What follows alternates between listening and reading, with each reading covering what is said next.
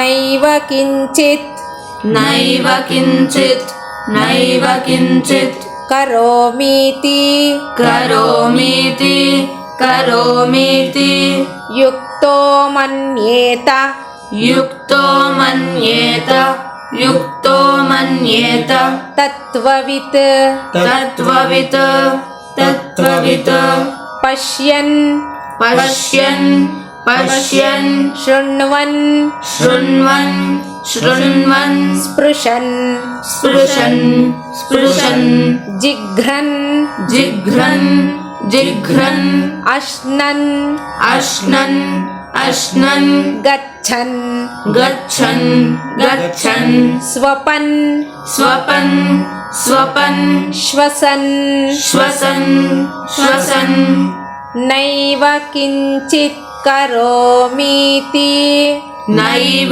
किञ्चित् करोमीति नैव किञ्चित् करोमीति युक्तो मन्येत तत्त्ववित् युक्तो मन्येत तत्त्ववित् युक्तो मन्येत तत्त्ववित् पश्यन् शृण्वन् स्पृशन् जिघ्रन् पश्यन् शृण्वन् स्पृशन् जिघ्रन् पश्यन् शृण्वन् स्पृशन् जिघ्रन् अश्नन् गच्छन् स्वपन् श्वसन् अश्नन् गच्छन् स्वपन् श्वसन् अश्नन् गच्छन् स्वपन् श्वसन् नैव किञ्चित् करोमीति युक्तो मन्येत तत्त्ववित् नैव किञ्चित् करोमीति युक्तो मन्येत तत्त्ववित् नैव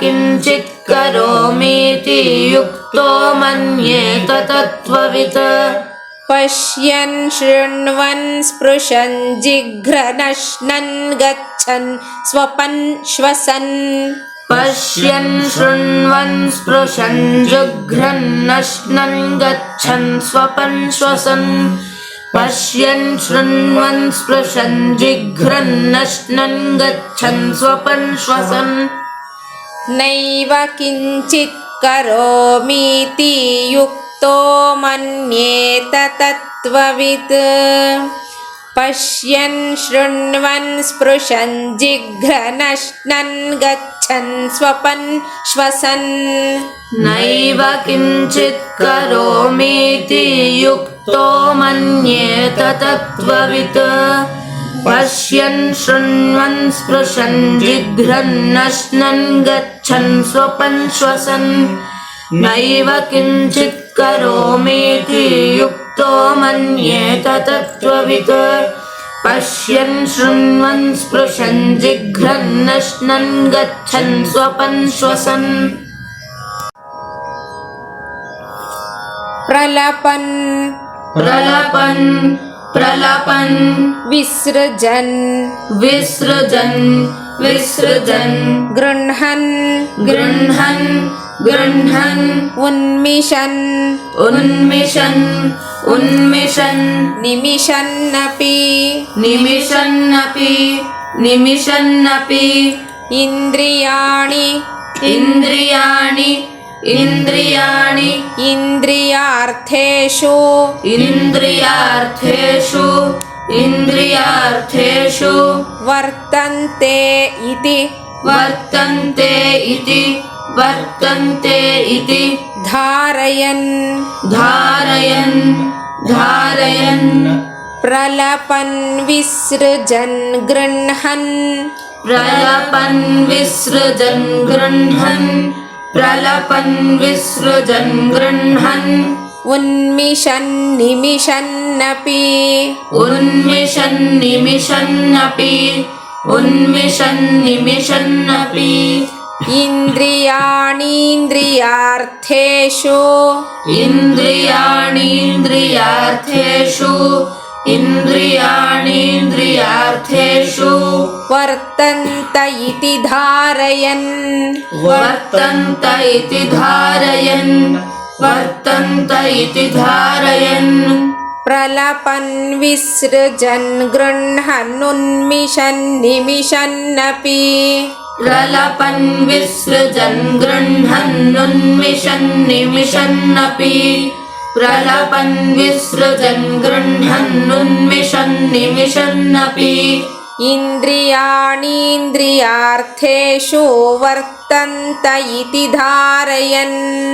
इन्द्रियाणीन्द्रियार्थेषु वर्तन्त इति धारयन् इन्द्रियाणीन्द्रियार्थेषु वर्तन्त इति धारयन् प्रलपन् विसृजन् गृह्णन्नुन्मिषन् निमिषन्नपि इन्द्रियाणीन्द्रियार्थेषु वर्तन्त इति धारयन् प्रलपन् विसृजन् गृह्णन्नुन्मिषन् निमिषन्नपि इन्द्रियाणीन्द्रियार्थेषु वर्तन्त इति धारयन् प्रलपन् विसृजन् गृह्णन्नुन्मिषन् निमिषन्नपि ಇಂದ್ರಿಯಾಣೀಂದ್ರಿಯಾರ್ಥೇಷು ವರ್ತಂತ ಇತಿ ಧಾರಯನ್. ಕರ್ಮಯೋಗಿಗೆ ಕರ್ಮದ ಲೇಪವಿರೋದಿಲ್ಲ. ಅವನು ಯಾವ ರೀತಿ ಕರ್ಮವನ್ನಾದರೂ ಮಾಡ್ಲಿ. ಹೇಳ್ತಾನೆ ಯಾವ ಯಾವ ರೀತಿಯ ಕರ್ಮಗಳು ಹೇಳ್ತಾ ಹೋಗ್ತಾನೆ ಭಗವಂತ. ನೈವ ಕಿಂಚಿತ್ ಕರೋಮೀತಿ ಯುಕ್ತೋ ಮನ್ಯೇತ ತತ್ವವಿತ್ ಪಶ್ಯನ್ ಶೃಣ್ವನ್ ಸ್ಪೃಶನ್ ಜಿಘ್ರಣಶ್ನನ್ ಗಚ್ಚನ್ ಸ್ವಪನ್ ಶ್ವಸನ್ ಪ್ರಲಪನ್ ವಿಸೃಜನ್ ಗೃಹ್ಣನ್ನುನ್ಮಿಷನ್ ನಿಮಿಷನ್ನಪಿ ಇಂದ್ರಿಯಾಣೀಂದ್ರಿಯಾರ್ಥೇಷು ವರ್ತಂತ ಇತಿ ಧಾರಯನ್. ಆಚಾರ್ಯರು ಭಾಷ್ಯವನ್ನ ಬರೀತಾರೆ. ನೈವ ಕಿಂಚಿತ್ ಕರೋಮಿ ಇತಿ ಯುಕ್ತಃ ಸಮಾಹಿತಃ ಸನ್ ಮನ್ಯೇತ ಚಿಂತೆಯೇತ್ ತತ್ವವಿತ್ ಆತ್ಮನೋ ಯಥಾತ್ಮ್ಯ ತತ್ವಂ ವೇತ್ತಿ ಇತಿ ತತ್ವವಿತ್. ಪರಮಾರ್ಥದರ್ಶಿ ಇತ್ಯರ್ಥಃ.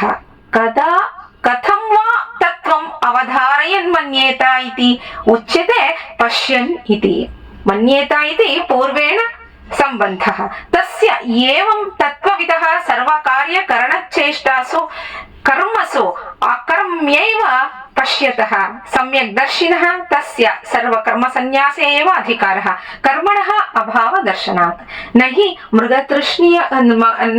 ಮೃಗತೃಷ್ಣಿಕಾಯಾಂ ಉದಕ ಬುದ್ಧ್ಯ ಪಾನಾಯ ಪ್ರವೃತ್ತಃ ಉದಕಾಭಾವ ಜ್ಞಾನೇಪಿ ತತ್ರೈವ ಪಾನ ಪ್ರಯೋಜನಾಯ ಪ್ರವರ್ತತೆ.